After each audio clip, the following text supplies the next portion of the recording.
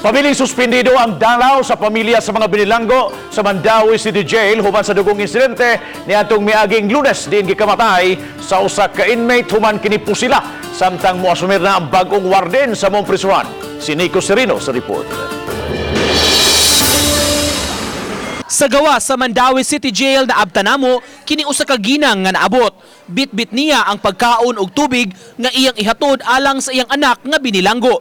Kay suspendido pa ang dalaw, igo ra niya kining gibutangan og pangan, dayon gipatunol sa sulod. Nakasabot ra noon siya sa desisyon kung nganong gikanselar ang mga dalaw. Hatod na lang yung pagkaon. Parang magkakawasi.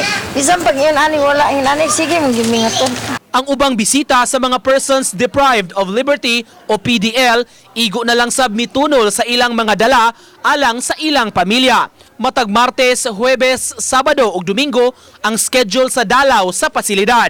Cancel bitaw? Oo. Ana, diha tunor ra. Tunor na, wa ka kita sa imong bata. Wala. Nakita mi atong kwan, naghearing niya. Gumikan sa mga kabag-uhan ining nagduma sa Mandawi City Jail, posible nga malangan-langan pa kung kanus agyod ihibalik ang visiting privileges o dalaw alang sa pamilya sa mga PDL. Mag-agad pa kini sa desisyon sa bag-o nga warden. Samtang miasumir na karong adlaw ang bag-ong warden sa prisuhan, Superintendent Hill Inopia. Gikan siya sa Medellin District Jail ug maoy gitudlo nga muduma na sa Mandawi. Ang turnover ceremonies nga gihimo kaganiha sa BJMP Regional Office kabahin sa mga kabag-uhan nga gipatuman sa pipila ka mga jail wardens.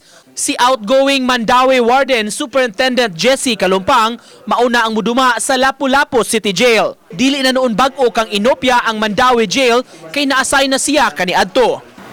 Significant increase sa number of PDL. So muna yung challenges diya kay ang area wala ginanadunga giasop now. Kaya natay bagong facility, challenge ni nga sa na to nga kung sa una na problema ta sa congestion, how much more. Kabahin sa dalaw, tun-an pasab niya ang desisyon ni ini. Pag-abot na ko dito sir, akong i-assist kung kinanglanon na i-resume na to kay kinanglan po na sila sa ilang mga ginagmay mga needs, no? Ato na po ang i-resume kung wala naman to nakita na to nga threat related atong incident. Uban ni Godfrey Relien, Nico Sereno, Balitang Bisdak.